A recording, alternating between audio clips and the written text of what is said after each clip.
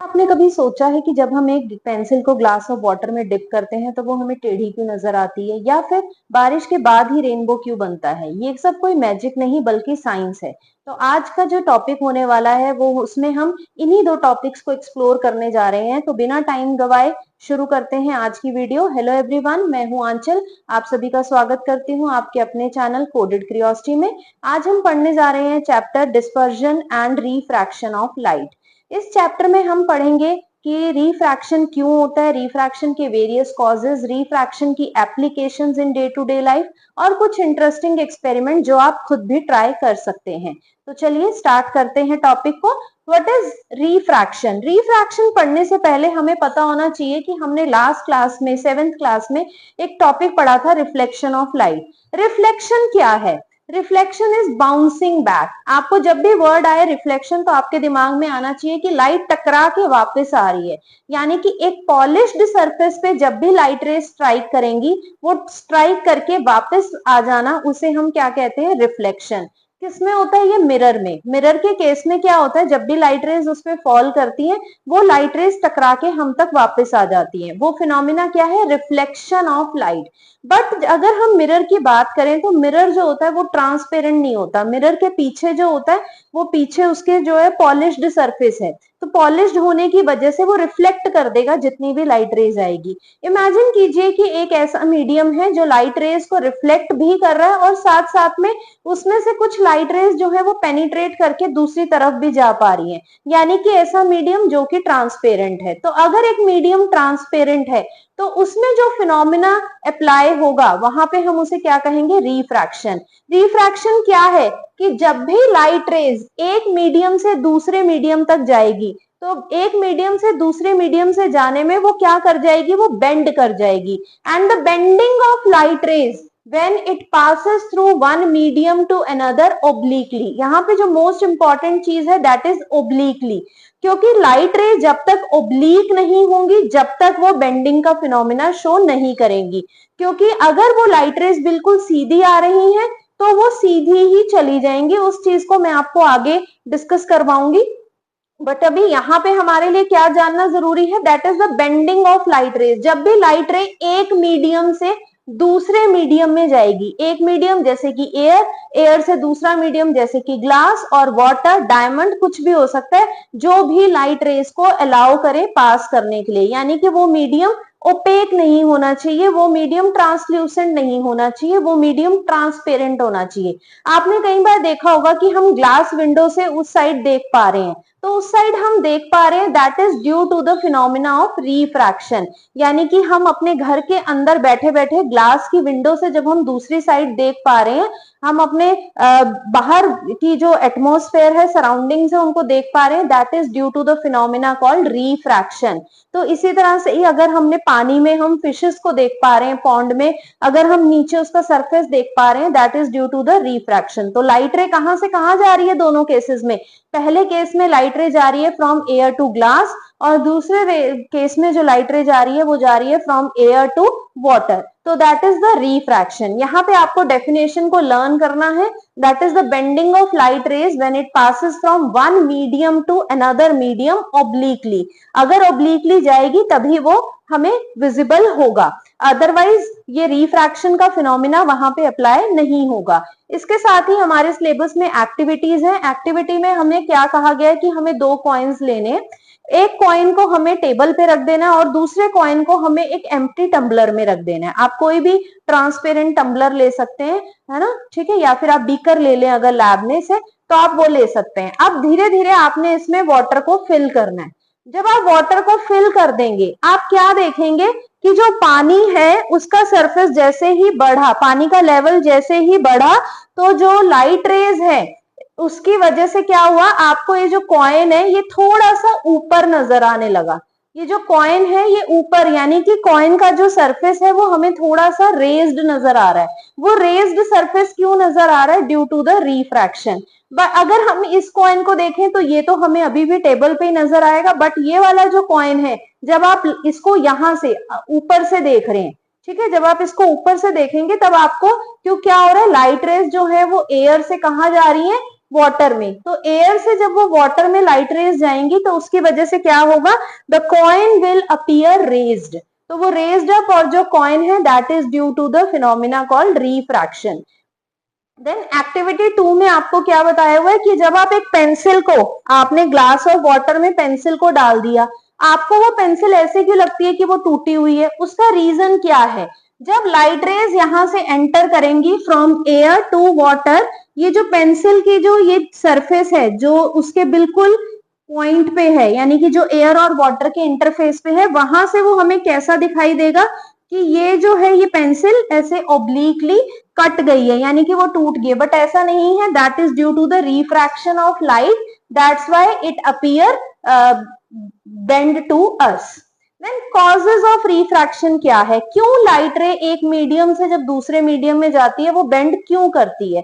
उसका कारण है उसकी डेंसिटी। किसकी डेंसिटी, मीडियम की डेंसिटी। जैसे यहाँ पे मैंने आपके लिए 3 मीडियम की स्पीड ऑफ लाइट लिखी है, तो डेंसिटी का लिंक क्या है स्पीड ऑफ लाइट से। डेंसिटी है कि कैसे पार्टिकल्स उसके अंदर टाइटली अरेंज्ड हैं या लूजली अरेंज्ड हैं। आपने स्टेट ऑफ मैटर पढ़ा है छोटी क्लासेस में, आपको पता है कि एक सॉलिड, लिक्विड और गैस, गैसेस वो मीडियम है जिसमें पार्टिकल्स जो होते हैं लूजली पैक्ड होते हैं।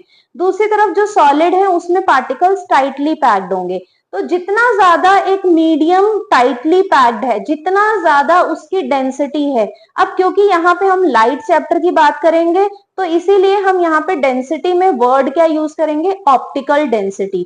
तो जितनी ज्यादा उस मीडियम की ऑप्टिकल डेंसिटी होगी उतनी ही कम स्पीड ऑफ लाइट। इमेजिन एक भीड़ भाड़ वाली जगह से आपको जाना है तो आपको जाने में ज्यादा टाइम लगेगा और उसी या आपकी स्पीड भी कम होगी। और उसी तरफ से जहां पे एक बहुत ही खुला एरिया है, खुला ग्राउंड है, आप अगर उसमें से निकल रहे हैं तो वहां पे आप इजिली ट्रेवल कर सकते हैं, वहां पे आपकी जो स्पीड होगी वो ज्यादा होगी। इसी तरह से जो लाइट है, लाइट की जो स्पीड है एयर में कितनी है, 3 into 10⁸ meter per second. Speed of light in water is 2.25 into 10⁸ meter per second. और ग्लास में कितनी है, 2 इंटू 10⁸ मीटर पर सेकेंड। तो ये जो डाटा है ये हमें क्या इंडिकेट कर रहा है, एयर में जो स्पीड ऑफ लाइट है वो सबसे ज्यादा है। कितनी है, 3 इंटू 10⁸ मीटर पर सेकेंड। और ग्लास में, ग्लास क्योंकि क्या हो गया, ग्लास एक तरह का सेमी सॉलिड है। एयर क्या है, एयर है आपकी गैस, और वाटर क्या है, लिक्विड। तो इसी वजह से स्पीड ऑफ लाइट भी इनमें वेरी करेगी, और जितनी स्पीड ऑफ लाइट वेरी करेगी उसी हिसाब से बेंडिंग होगी। तो आपको ये चीज क्लियर होगी, that is the optical density. More the optical density, more closer are the particles, जैसे मैंने अभी समझाया, therefore less speed of light, इसीलिए जो स्पीड ऑफ लाइट है वो वहां पे कम हो जाएगी। तो आपको ये जो मैंने तीनों स्पीड ऑफ लाइट लिखी है ये आपको नोट डाउन करनी है और इसको आपको लर्न करना है, क्योंकि ये एग्जाम में आपको आ सकता है कि speed of light in air कितनी है, speed of light in water कितनी है, या ग्लास कितनी है। ये तीन तो आपको लर्न ही करनी चाहिए क्योंकि आपको ये 10th क्लास में भी हेल्प करेगी।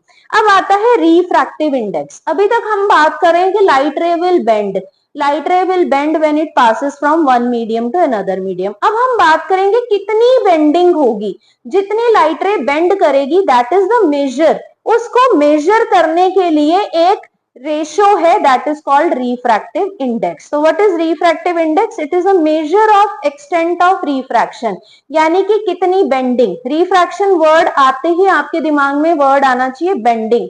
कितनी बेंडिंग हुई, कब, जब एक लाइट रे एक मीडियम से दूसरे मीडियम में जाएगी। तो डेफिनेशन आपको रिफ्रैक्टिव इंडेक्स की आ सकती है एग्जाम में, बोर्ड एग्जाम में। It is a measure of extent of refraction. ये एक मेजर है जो हमें बताएगा कि एक लाइट रे जब एक मीडियम से दूसरे मीडियम में गई तो वो कितनी बेंड हुई। तो उसको मेजर करने के लिए हमारे पास जो फॉर्मूला है that is refractive index of medium 2 with respect to medium 1। बहुत इंपॉर्टेंट, इसको ऐसे ही बोला जाता है रिफ्रैक्टिव इंडेक्स किसका, मीडियम 2 का, यानी कि जिसमें लाइट रे जा रही है, हम उसका रिफ्रैक्टिव इंडेक्स निकाल रहे हैं जिसमें लाइट रे पहुंच गई।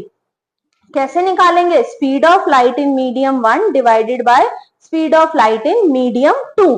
ठीक है, तो ये आपको फॉर्मूला हो गया। अब मैं इसको एक एग्जांपल के थ्रू समझाऊं। सपोज लाइट रे एयर से ग्लास में जा रही है। हम सपोज करते हैं कि लाइट रे एयर से ग्लास में जा रही है, तो रिफ्रैक्टिव इंडेक्स बच्चे किसका निकलेगा, ग्लास का।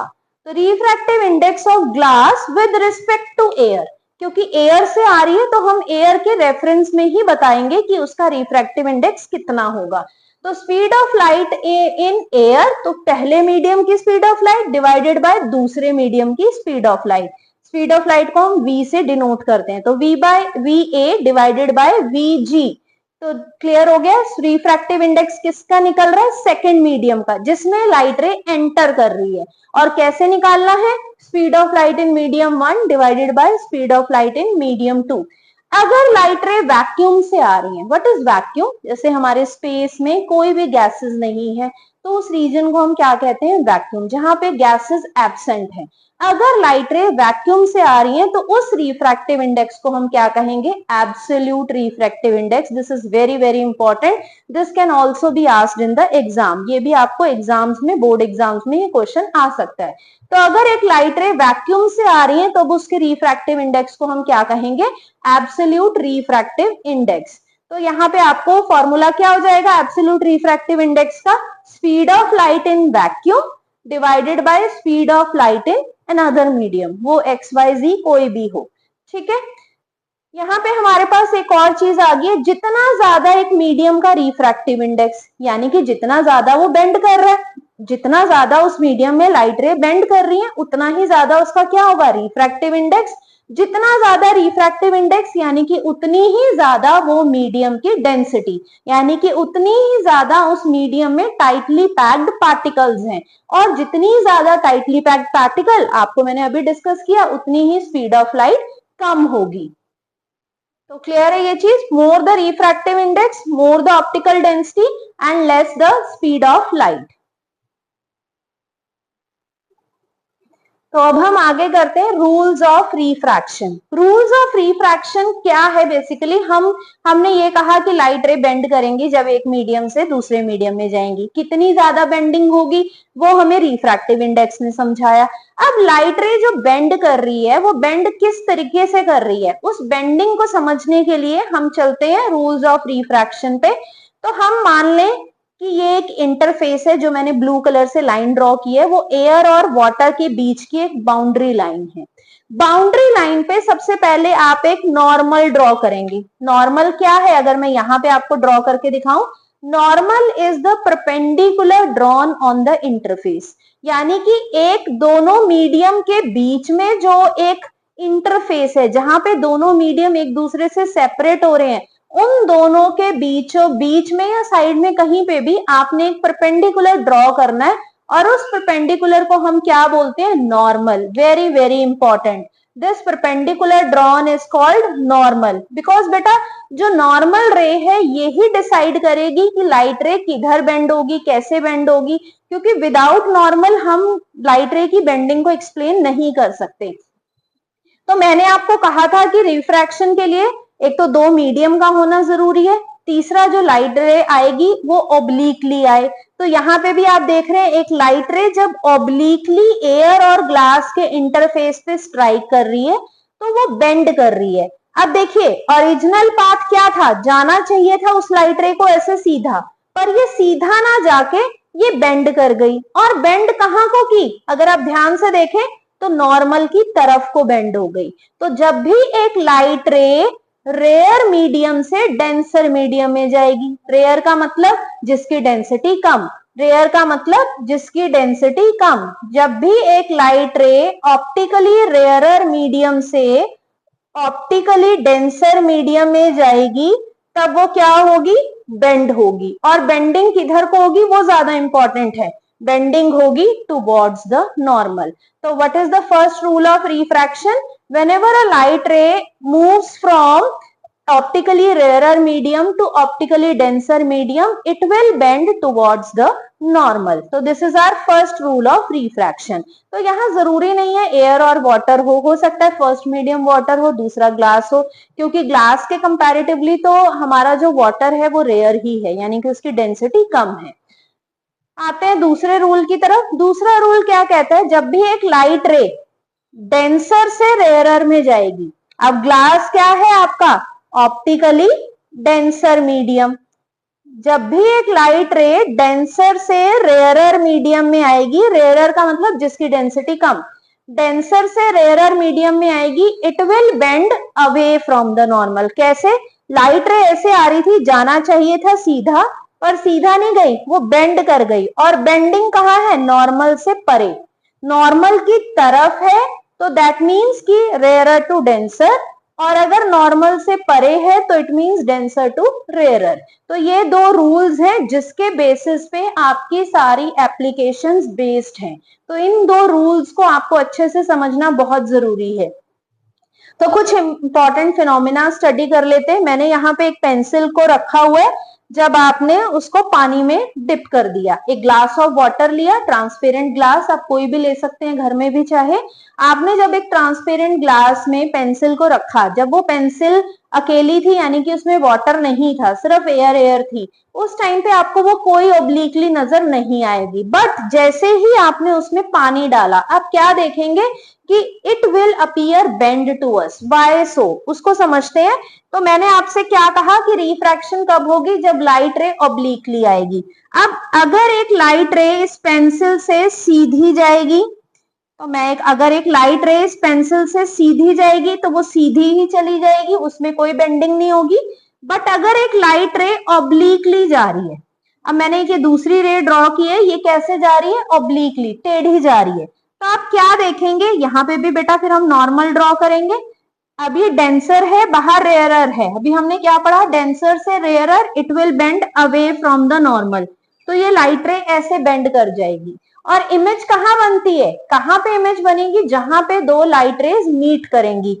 अगर आप इस रे को पीछे को एक्सटेंड कर दो, तो ये एक पॉइंट पे इस रे के साथ मीट करेंगी, इस पॉइंट पे इस रे के साथ मीट करेंगी, और इस पॉइंट पे हमें क्या बनेगी? हमें क्या मिलेगी? इमेज। किसकी इमेज? पेंसिल की। तो पेंसिल की जो एपरेंट इमेज है वो हमें इधर नजर आएगी। ठीक है, इसको और ज्यादा क्लियर करते हैं। एक पॉन्ड है जिसमें अभी पानी नहीं भरा हुआ, तो उसकी जो हमें एक्चुअल जो डेप्थ है वही नजर आएगी। बट अगर मैंने इसमें पानी को फिल कर दिया, सपोज मैंने इस पॉन्ड में पानी को फिल कर दिया, अब आप अगर क्या देखेंगे कि जो पॉन्ड है वो थोड़ा सा रेज्ड दिखाई देगा। उसका रीजन क्या है? उसका रीजन है कुछ लाइट रेज इस पॉन्ड के सरफेस से ऊपर की तरफ सीधी आ रही होंगी, जो सीधी आएंगी वो बेंड नहीं करेंगी, क्योंकि लाइट रे बेंड तभी करती है जब ऑब्लिकली आ रही हो। तो जो लाइट रे ऑब्लिकली आएंगी, यहाँ पे आपको एक नॉर्मल ड्रॉ करना है। अब ये डेंसर टू रेयरर जा रहा है, it will bend away from the normal. अब ये रे इधर जा रही है, ये रे इधर जा रही है। इमेज कहाँ बनती है? जहां दो लाइट रेज मीट करती हैं। अगर आप इन्हें पीछे को एक्सटेंड करो, तो ये इस पॉइंट पे मीट कर रही हैं। अब इस पॉइंट पे हमें क्या मिलेगी? इस पॉइंट पे हमें मिलेगी इमेज। और ये क्या थी? ये था आपका ऑब्जेक्ट, यानी कि the actual depth of the pond, and this is the apparent depth. इस केस में हम इसको एपरेंट डेप्थ भी बोल सकते हैं, इमेज की जगह हम इसको एपरेंट डेप्थ भी बोल सकते हैं। एपरेंट डेप्थ का मतलब क्या होता है? कि the depth which is not the actual depth. तो हमें इसकी एपरेंट डेप्थ इस पोजीशन पे मिल रही है, यानी कि ये जो पॉन्ड है हमें लेस डीप नजर आएगा। बट जैसे ही आप इस पॉन्ड में कोई ऑब्जेक्ट डालोगे, या आप अपना पैर ही क्यों नहीं डालोगे, आपको क्या नजर आएगा कि ये इतना डीप नहीं था जितना मुझे दिख रहा है। तो this is the actual depth and this is the apparent depth of the object. तो ये आपके पॉन्ड की एपरेंट डेप्थ है और ये उसकी एक्चुअल डेप्थ है। Clear to everyone? Next topic है refraction of light by a glass slab. Glass slab होता क्या है? एक रेक्टेंगुलर पीस है ग्लास का बना हुआ, उसके थ्रू भी हम रिफ्रैक्शन का फिनोमिना स्टडी कर सकते हैं। तो रिफ्रैक्शन में कैसे होगी उसमें? तो पहले ग्लास स्लैब ली हमने, जिसकी बाउंड्रीज हमने मार्क कर दी ABCD। अब एक लाइट रे जब उसके सरफेस पे इंसिडेंट करेगी, यानी कि जब एक लाइट रे ऑब्लिकली उसके सरफेस पे आएगी। तो उस लाइट रे को हम क्या कहेंगे? द पीक्यू लाइट रे इज कॉल्ड इंसिडेंट रे। तो जो लाइट रे सरफेस पे स्ट्राइक करेगी that is called incident ray. जहां पे इंसिडेंट रे स्ट्राइक करेगी वहां पे हमने एक नॉर्मल ड्रॉ करना है, और लाइट रे जब एयर टू ग्लास जाएगी it will bend towards the normal. तो लाइट रे जो है वो बेंड कर जाएगी। तो क्यू आर जो लाइट रे है वो हमारी बेंडेड लाइट रे है। अब उसके बाद क्या होगा? आर टू एस जो हमारा ग्लास टू एयर, अगेन एक रिफ्रैक्शन होगी, तो light ray will bend away from the normal. तो जो हमारी आर एस है that is called the emergent ray. तो PQ is incident ray, then QR is refracted ray and RS is emergent ray. Angle made by the incident ray with the normal is called angle of incidence। यानी कि जो angle incident ray बनाएगी normal के साथ उसे हम angle of incidence कहेंगे। जो एंगल नॉर्मल के साथ रिफ्रैक्टेड रे बनाएगी उसे हम एंगल ऑफ रिफ्रैक्शन कहेंगे। और जो एंगल हमारी इमर्जेंट रे बनाएगी नॉर्मल के साथ that is called the angle of emergence. अब अगर हम इमेजिन करें कि जो इंसिडेंट रे है वो रिफ्रैक्ट नहीं हुई, वो सीधी निकल गई, तो अगर वो सीधी निकल जाती तो वो जो रे है आप देख रहे हो वो इमर्जेंट रे के पैरेलल आ रही है। तो वो जो रे हमारी इमर्जेंट रे के पैरेलल आएगी, तो वो जो रे जितनी ज्यादा डिस्प्लेस होगी उसे हम उसका क्या कहेंगे? Lateral displacement. यानी कि अपने ओरिजिनल पाथ से वो रे जो है वो डिस्प्लेस हो गई and the distance between the original path and the emergent रे इज कॉल्ड लेटरल डिस्प्लेसमेंट। एक और जो इंपॉर्टेंट चीज यहाँ पे नोट करने वाली है कि जो एंगल ऑफ इंसिडेंस होता है वो एंगल ऑफ इमर्जेंट के इक्वल होगा। हमेशा ही एंगल ऑफ इंसिडेंस किसके इक्वल होगा? एंगल ऑफ इमर्जेंस के। तो angle of incidence is equal to angle of emergence. तो ये था हमारा refraction of light by glass slab. Now we are moving to the glass prism. अब ग्लास प्रिज्म क्या होता है? प्रिज्म एक ट्राइंगुलर ट्रांसपेरेंट मटेरियल है, एक ट्रांसपेरेंट मटेरियल जिसकी जो दोनों साइड्स हैं वो प्लेन है।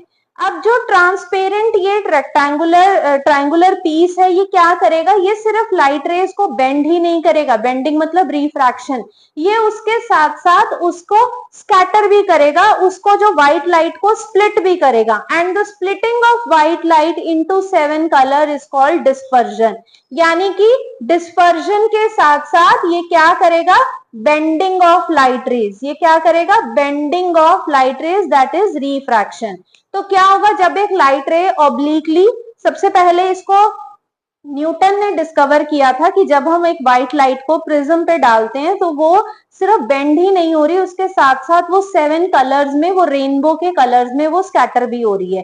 तो दैट इज द डिस्पर्जन। तो जब हम एक व्हाइट लाइट को ऑब्लिकली वहां पे डालेंगे तो क्या होगा? देखो बेंडिंग भी हुई और साथ साथ वो एक नैरो बीम की फॉर्म में हमें नजर आया। उस बीम को हमने नाम क्या दिया? विबग्योर। अब विबग्योर में अगर हम बात करें, जो रेड कलर है वो लीस्ट उसकी जो है स्कैटरिंग होगी, यानी कि जो रेड कलर है उसकी मैक्सिमम स्पीड होगी ग्लास के केस में। इसीलिए जो विबग्योर के केस में जो रेड कलर है वो आपको सबसे ऊपर नजर आएगा और जो वॉयलेट कलर है वो सबसे नीचे नजर आएगा, बिकॉज जो रेड कलर है उसकी स्पीड मैक्सिमम होती है और सबसे कम जो है उसकी स्कैटरिंग होगी। तो इसी वजह से व्हाइट लाइट में से वो स्प्लिट होके 7 कलर के बैंड में वॉयलेट सबसे नीचे, क्योंकि उसकी स्पीड जो है वो सबसे कम, और जो रेड कलर है उसकी जो स्पीड है वो सबसे ज्यादा।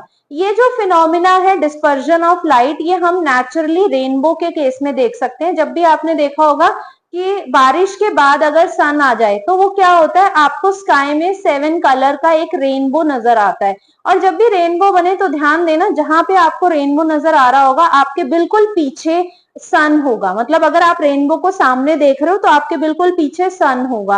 अब नेचर में प्रिज्म का काम कौन कर रहा है? जो स्मॉल टाइनी ड्रॉपलेट्स अभी भी एटमॉस्फेयर में प्रेजेंट है।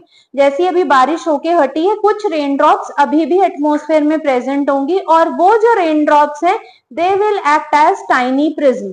और ये प्रिज्म का काम करेंगे, ये उस सन लाइट को, सन जो व्हाइट लाइट है उसको डिस्पर्स कर देंगे इनटू 7 कलर, जो कि हमारे रेनबो के कलर हैं, that is violet, indigo, blue, then आपका yellow, green, blue, indigo and violet, sorry violet, indigo, blue, green, yellow, orange and red colour.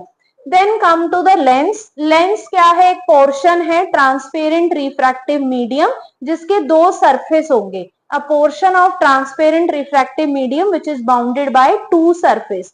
दो टाइप के स्फेरिकल लेंस है हमारे सिलेबस में, कन्वेक्स और कनकेव। कन्वेक्स लेंस को converging lens भी कहा जाता है because it converge all the light rays falling on it, यानी कि जो भी लाइट रेज उसके सरफेस पे डलेंगी ये उन सारी की सारी लाइट रेज को एक पॉइंट पे फोकस कर देगा। उस लेंस को हम क्या बोलते हैं? Convex lens. कई बार आपने देखा होगा कि हम अगर एक लेंस लेते हैं, वो जो रीडिंग लेंस होता है जो पामिस्ट्री वाले यूज करते हैं, अगर आप उसे यूज करें और एक पेपर पे सनलाइट को कंसंट्रेट कर दें तो आप क्या देखेंगे? वो जल जाता है पेपर। रीजन क्या रहा? क्योंकि उसने सारी की सारी जो सन की हीट और लाइट है उसको एक पॉइंट पे कन्वर्ज कर दिया। तो वो जो लेंस है वो कौन सा लेंस है? वो जो पामिस्ट्री में यूज हो रहा है, कन्वेक्स लेंस। कन्वेक्स लेंस को अगर हम शेप देखें तो कुछ इस तरीके से होगी। और दूसरा क्या है? कनकेव लेंस और diverging lens which use to diverge the light ray, यानी कि जो भी लाइट की एक बीम अगर उसके ऊपर आ रही होगी तो उस बीम को ये डिफरेंट डायरेक्शंस में डाइवर्ज कर देगा, उसको फैला देगा। और जो कन्वर्जिंग लेंस होगा वो सारी लाइट रे को एक पॉइंट पे फोकस कर देगा। अब हम कुछ इंपॉर्टेंट टर्म्स करेंगे इन्हीं लेंस को रिलेटेड। अब हमने क्या कंसिडर किया कि ये जो लेंस है, imagine they are the part of two sphere, imagine they are the part of two hollow spheres. अब ये जो होलो स्फेयर्स के पार्ट हैं, तो जो सबसे पहली जो इंपॉर्टेंट टर्म है that is C, centre of curvature. Centre of curvature क्या है? The centre of these two sphere, इन दोनों स्फेयर्स का जो सेंट्रल पॉइंट है उन्हें हम सेंटर ऑफ कर्वेचर कहेंगे, जिसका ये लेंस एक पार्ट है, जिसका लेंस एक पार्ट है, that is called the centre of curvature. तो इधर C1 और दूसरे सरफेस के लिए देखें तो हम C2। इसी तरह से अगर हम कनकेव लेंस में कहें तो C1 and C2 are the centre of curvature. Then radius of curvature, the radius of the two surface of which lens which makes a part of it। तो जो रेडियस ऑफ कर्वेचर क्या है? The radii of two surface of which the lens surface is a part, यानी कि उनका radius, radius क्या होगा? Distance between centre of curvature to the lens surface. Principal axis, principal axis एक line है जो दोनों सेंटर ऑफ कर्वेचर को क्रॉस करते हुए जाएगी। It is a line which join two center of curvature each other, then it is called the principal axis। Next अब हम करते हैं what is principal focus and focal length of a lens. तो lens की principal focus और focal length को study करने के लिए हम क्या करेंगे? हम उन लेंसेज पे पैरेलल रेज डालेंगे। तो जब एक कन्वेक्स लेंस पे पैरेलल रेज आएंगी, ये पैरेलल रेज कहाँ से आ रही है? हम मान लेते हैं कि इंफिनिटी से आ रही है।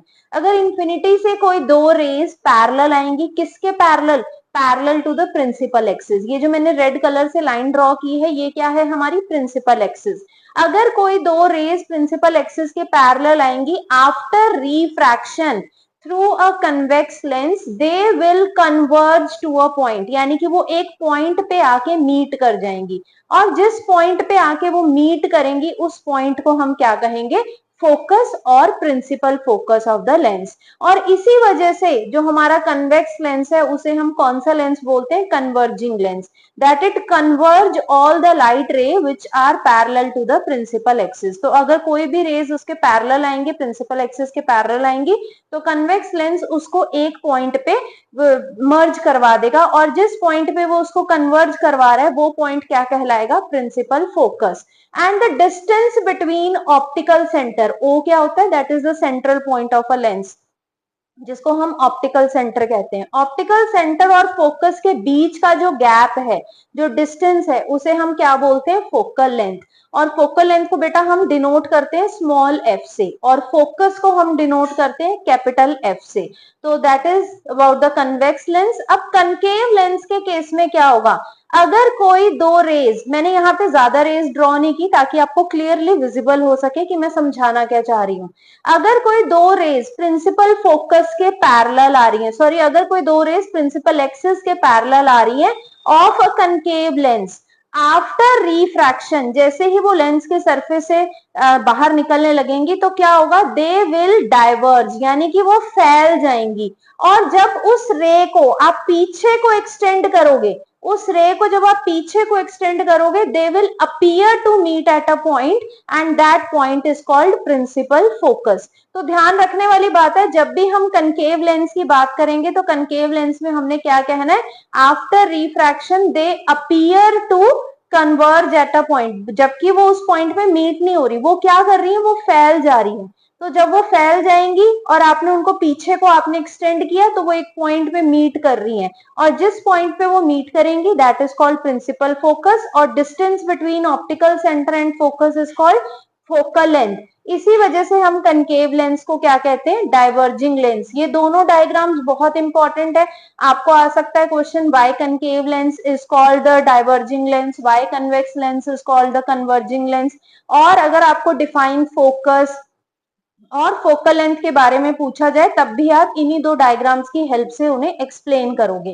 Then come to the most important point, that is the rules for image formation by the lenses. इन्हें हमारी बुक में लिखा गया है 3 स्पेशल रेज फॉर लेंसेज।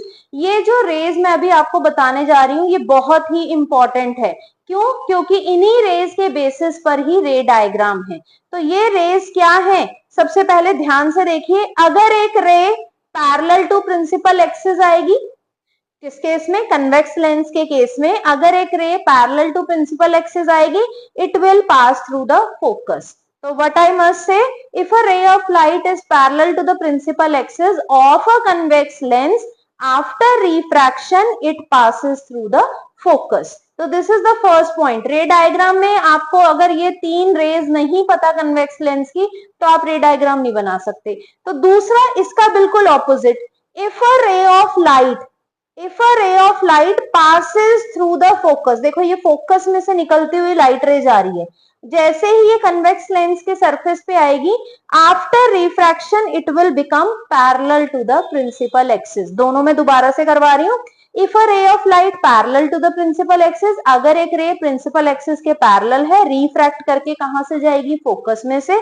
अगर एक रे ऑफ लाइट फोकस से आ रही है, रिफ्रैक्ट होके कहां से जाएगी, वो हो जाएगी parallel to the principal axis. Third one सबसे ज्यादा इजी है, वो क्या कहता है, if a ray of light passes through the optical centre it will go straight. Rules कर रहे हो या आप बता रहे हो कि कन्वर्जिंग है, डाइवर्जिंग है, या आप रे डायग्राम बना रहे हो, अगर आपने एरो नहीं बनाए तो आपके मार्क्स डिडक्ट होंगे, क्योंकि बिना एरो के किसी को क्या समझ में आएगा कि रे कहां से कहां जा रही है।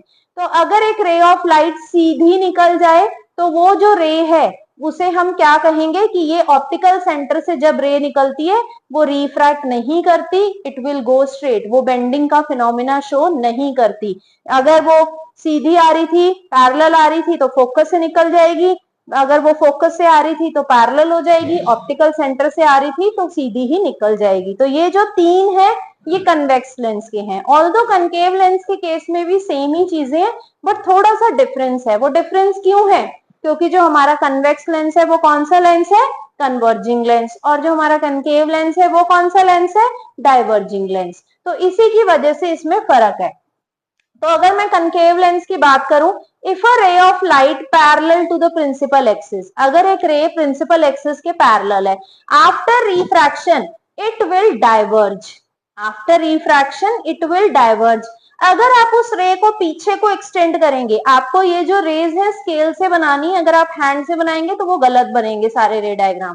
तो अगर आप उसको पीछे को एक्सटेंड करोगे तो वो एक पॉइंट से पास करेगी और उस पॉइंट का क्या नाम है, प्रिंसिपल फोकस।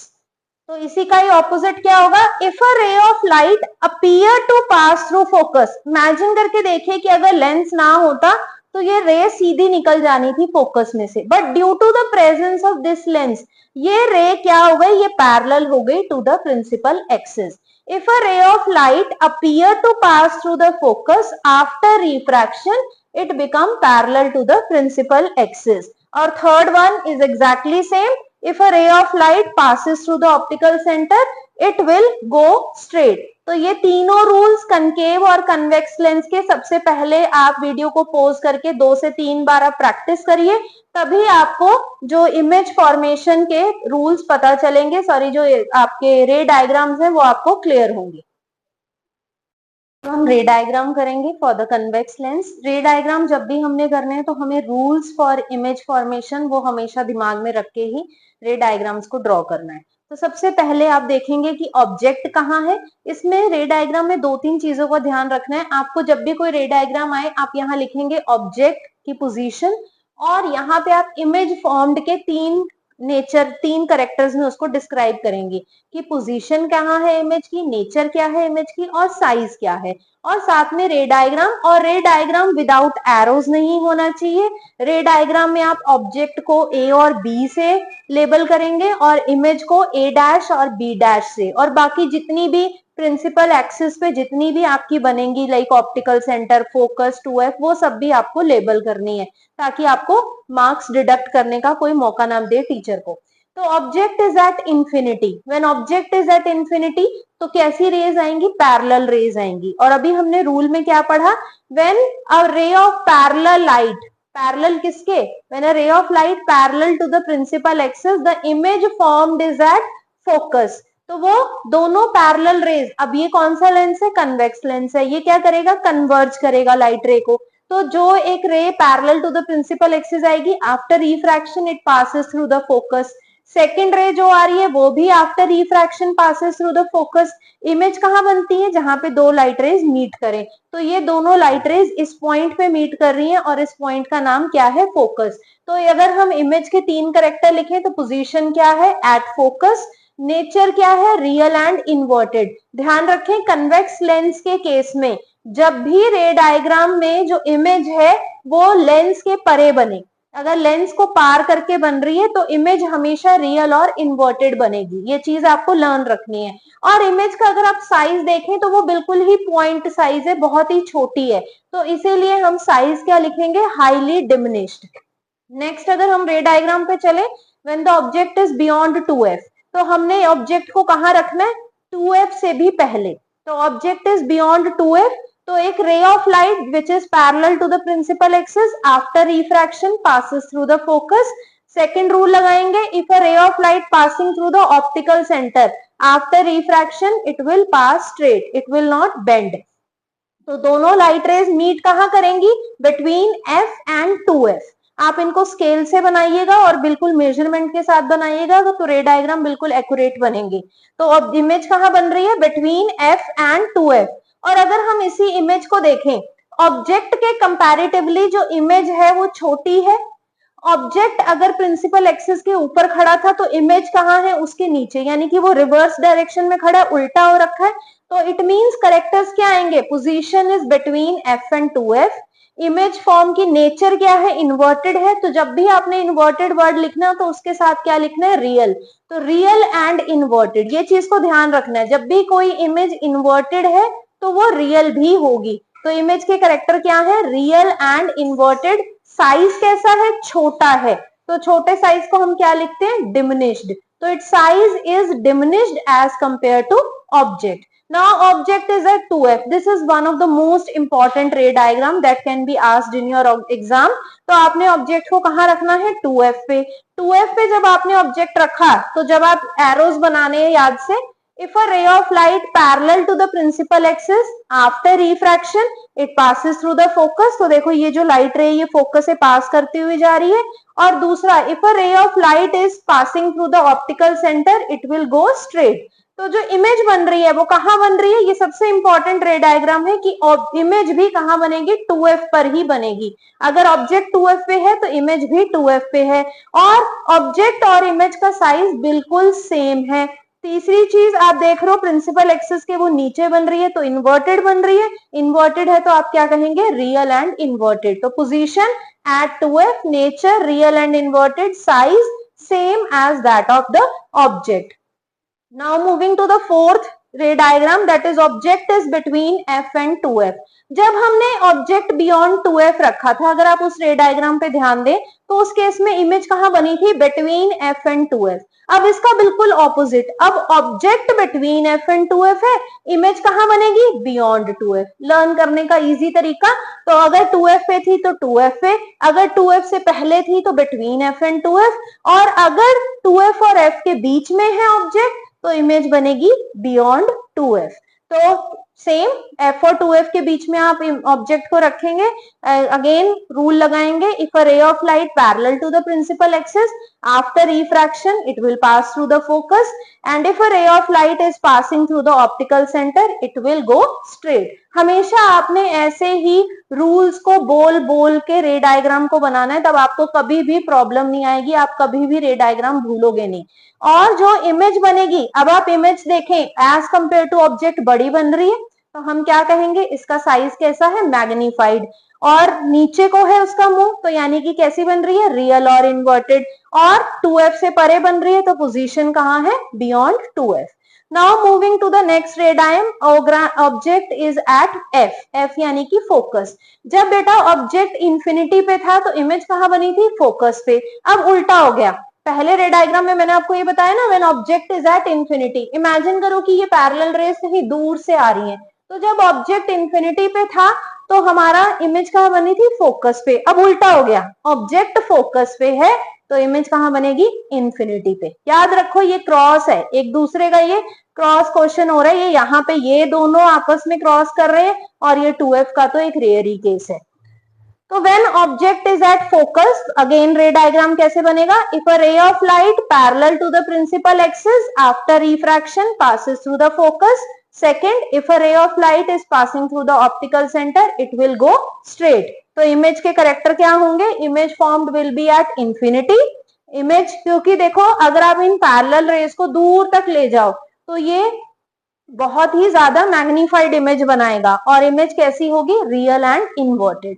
तो इन सारे केसेस में जो आपने कॉमन चीज देखी वो क्या थी, इमेज कैसी थी, रियल एंड इन्वर्टेड। अब हम एक स्पेशल केस करने जा रहे हैं कन्वेक्स लेंस का, जिसमें ऑब्जेक्ट को हमने बिटवीन एफ एंड ओ यानी कि ऑप्टिकल सेंटर और फोकस के बीच में रखा। ये भी बहुत ही इंपॉर्टेंट रे डायग्राम है अगर मैं कन्वेक्स लेंस की बात करूं। तो अगर आपने ऑब्जेक्ट को ऑप्टिकल सेंटर और फोकस के बीच में रखा तो क्या होगा, तो सबसे पहले if a ray of light parallel to the principal axis after refraction it will pass through the focus. Second, if a ray of light is passing through the optical centre it will go straight. अब दोनों light rays जहां meet करती हैं, मैंने आपको बताया वहां पे इमेज बनेगी। दोनों लाइट रेज आगे तो कहीं मीट नहीं करेंगी, हम उन दोनों लाइट रेज को अगर पीछे को एक्सटेंड करें तो पीछे कहीं जाके एक इमेज बन रही है, और जब भी बेटा कहीं पीछे इमेज बनेगी उसको हमेशा आपने डॉटेड लाइन से रिप्रेजेंट करना है। और जो वो इमेज बनेगी वो कैसी है, अगर आप देखें जैसे ऑब्जेक्ट का मुंह था प्रिंसिपल एक्सिस के वो ऊपर था, वैसे ही इमेज भी प्रिंसिपल एक्सिस के ऊपर है। तो आप क्या बोलोगे, the image formed is virtual and erect. ऊपर बन रही है तो इरेक्ट, और इरेक्ट जब भी इमेज होती है तो उसके साथ एक और आपने वर्ड लिखना होता है, वर्चुअल। जब भी नीचे बन रही है तो हम उसे क्या बोलते हैं, इन्वर्टेड, और इन्वर्टेड जब भी वर्ड आ गया आपने उसके साथ लिखना है रियल। बस इतना आप लर्न रखें। तो इमेज जो है एज कंपेयर टू ऑब्जेक्ट बड़ी है तो आप क्या बोलोगे, image formed is magnified. Magnified है बियॉन्ड द फोकस, यानी कि फोकस से कहीं परे बनेगी। अब ये मेरी तो यहां बन रही है, हो सकता है जब आप खुद से ट्राई करो आपकी कुछ दूर बने, तो इसमें कोई डरने घबराने या वो गलत नहीं है रे डायग्राम, क्योंकि वो कहीं पे भी बन सकती है, बट वो होनी प्रिंसिपल एक्सिस पे ही चाहिए, होनी ऑब्जेक्ट से पीछे ही चाहिए। तो नेचर है वर्चुअल और इरेक्ट, और साइज है मैग्नीफाइड। तो उसके बाद आता है हमारे कनकेव लेंस के रे डायग्राम। कन्वेक्स लेंस के रे डायग्राम में मैंने आपको बता दिया जो मोस्ट इंपॉर्टेंट है वो ऑब्जेक्ट एंड 2f, और इसके अलावा जो मोस्ट इंपॉर्टेंट है वो है when object is between focus and optical centre. Next आते हैं हमारे कनकेव लेंस के। जो कनकेव लेंस है उसके रे डायग्राम बहुत ही इजी है, क्योंकि कनकेव लेंस के केस में हमेशा ही जो इमेज बनेगी वो डिमिनिश्ड बनेगी, छोटी बनेगी, यानी कि हमेशा ही वो वर्चुअल और इरेक्ट बनेगी। तो ये दो करेक्टर आप हमेशा अपने दिमाग में रखें कि जब भी कनकेव लेंस आएगा तो image formed will be smaller यानी कि diminished, and it will be virtual and erect. तो चलते हैं। तो यहाँ पे मैंने दो ही रे डायग्राम लिए हैं क्योंकि आपको दोनों से ही पिक्चर क्लियर हो जाएगी। When object is at infinity, यानी कि ऑब्जेक्ट जो है वो कहीं दूर रखा हुआ है, कहीं फार ऑफ प्लेस पे है। तो जब भी इंफिनिटी पे हो, चाहे वो कनकेव है या कन्वेक्स है, इमेज फॉर्म कहाँ होगी हमेशा, जैसे इस केस में कहाँ हो रही थी, फोकस पे। तो यहाँ पे भी कहाँ बनेगी, फोकस पर ही बनेगी। बट बनेगी कैसे, देखिए, अगर एक ray of light concave lens पे पैरेलल आ रही है to the principal axis, after refraction it will diverge. हमने पढ़ा है अभी रूल्स में कि अगर एक रे ऑफ लाइट पैरेलल आएगी तो रिफ्रैक्शन के बाद वो डाइवर्ज करेगी। तो दूसरी रे भी अगर पैरेलल आ रही है वो भी डाइवर्ज करेगी। अगर आप इन दोनों रेज को पीछे को एक्सटेंड करो तो जिस पॉइंट पे ये मीट कर रही है उस पॉइंट को हम क्या कहते हैं, फोकस। तो यहाँ पे ही इमेज बन रही है। तो अगर इंफिनिटी पे है, दोनों ही केस में अगर इंफिनिटी पे है तो इमेज कैसे बन रही है, जो बन रही है हाईली डिमिनिश्ड, और इमेज कहाँ बन रही है, फोकस पे बन रही है। तो दो पॉइंट तो क्लियर है। बट कनकेव लेंस के केस में आपको ये चीज ध्यान रखनी है, कनकेव लेंस जो इमेज बनाएगा दैट विल बी वर्चुअल और इरेक्ट, और जो कन्वेक्स लेंस जो इमेज बनाएगा that will be real and inverted. इस चीज को आपने हमेशा ध्यान रखना है। When object is anywhere on the principal axis, यानी कि प्रिंसिपल एक्सिस पे मैंने तो ऑब्जेक्ट को यहाँ रखा, आप चाहे थोड़ा पीछे रख लेते, थोड़ा आगे रख लेते, कहीं भी रखिए, बट वो ऑब्जेक्ट प्रिंसिपल एक्सिस पे कहीं पर भी हो तो क्या बनेगी रे डायग्राम, चलो देखते हैं। तो जब भी ऑब्जेक्ट को आप कहीं पे भी प्रिंसिपल एक्सिस पे रख दें, जैसे मैंने इसको dimension they the A B, तो क्या होगा, if a ray of light is parallel to the principal axis after refraction it will diverge. Ray को पीछे को एक्सटेंड करेंगे तो एक पॉइंट से हमें निकलती दिखेगी, वो पॉइंट क्या है, फोकस। और अगर आप एक ray of light optical centre से लेके जाएंगे तो वो रे ऑफ लाइट जो है वो सीधी चली जाएगी, इट विल नॉट बेंड। दोनों लाइट रे मीट कर रही है एक जगह पे, वो पॉइंट क्या है, बिटवीन ओ एंड एफ। ओ और एफ में एक छोटी सी इमेज बन रही है, यानी कि इमेज कैसी बन रही है, डिमिनिश्ड बन रही है।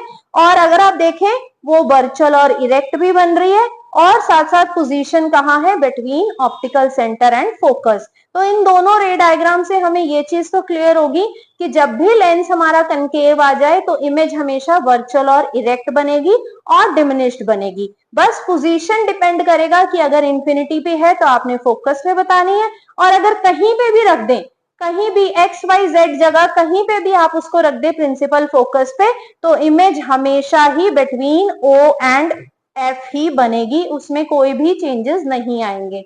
अब आपको सपोज एक क्वेश्चन आ जाता है कि how will you distinguish a lens, concave और कन्वेक्स दोनों में से आपको कोई एक लेंस दे दिया और आपको उसको बताना है कि वो लेंस कन्वेक्स है या कनकेव है।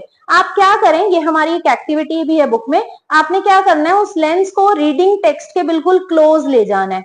जब आप उस रीडिंग टेक्स्ट के बिल्कुल क्लोज लेके जाएंगे तो आप क्या देखेंगे कि अगर तो जो इमेज जो दिख रहा है आपको, जो टेक्स्ट है अगर बड़ा दिख रहा है, थोड़ा एनलार्ज दिख रहा है, तो वो लेंस आपका कन्वेक्स होगा। क्योंकि उस केस में जो केस क्या बनेगा, आपने उस रीडिंग टेक्स्ट को ऑप्टिकल सेंटर और फोकस के बीच में रख दिया, तो इमेज कैसी बनेगी, एनलार्ज बनेगी और साथ ही वर्चुअल और इरेक्ट भी बनेगी। बट वहीं पर ही अगर वो लेंस आपका कनकेव हुआ तो क्या बनेगा, कनकेव के केस में जो इमेज बनेगी वो डिमिनिश्ड बनेगी, होगी वो भी वर्चुअल और इरेक्ट ही, बट वो डिमिनिश्ड बनेगी। तो यानी कि अगर इमेज डिमिनिश्ड बन रही है तो यानी कि वो आपका जो लेंस है वो कनकेव है, और अगर आपकी इमेज जो है वो एनलार्ज बन रही है तो लेंस कौन सा है, कन्वेक्स लेंस है। आई होप आपको रे डायग्राम्स क्लियर हो गए होंगे, बट अगर स्टिल अभी भी आपको कोई डाउट है तो आप मेरे को मैसेज कर दें, टेक्स्ट कर दें, मैं उसके थ्रू आपका मैसेज का जवाब दे दूंगी। एप्लीकेशन ऑफ लेंसेज, जो लास्ट टॉपिक है हमारी बुक का वो है कि ये जो लेंसेज हैं उनको हम जगह जगह पे यूज करते हैं। कुछ लेंसेज जो हैं as a magnifying glass use हो रहे हैं, कुछ माइक्रोस्कोप्स में, टेलीस्कोप में, और इवन की जो हमारी ह्यूमन आई है उसमें भी लेंस है, कौन सा, कन्वेक्स लेंस। तो कन्वेक्स लेंस मैग्नीफाइंग ग्लास में, माइक्रोस्कोप में और ह्यूमन आई में कन्वेक्स लेंस है। Whereas in telescope, telescope से हम दूर की चीजें देख रहे होते हैं तो वो वहां पे लेंस कनकेव भी लगा होता है और कन्वेक्स भी, तो डिपेंड करता है कि हम किस तरीके से किस ऑब्जेक्ट को देख रहे हैं। तो this is all about the chapter. अगर आपको चैप्टर से रिलेटेड कोई भी डाउट है तो प्लीज आप कमेंट सेक्शन में जरूर बताइए, और आपको वीडियो कैसी लगी लाइक करना ना भूलिए, शेयर कीजिए औरों के साथ ताकि मैक्सिमम से मैक्सिमम बच्चे इस वीडियो का फायदा उठा सके। नेक्स्ट आप किस चैप्टर पे वीडियो चाहते हैं ये भी मुझे कमेंट सेक्शन में जरूर बताइए। Thank you.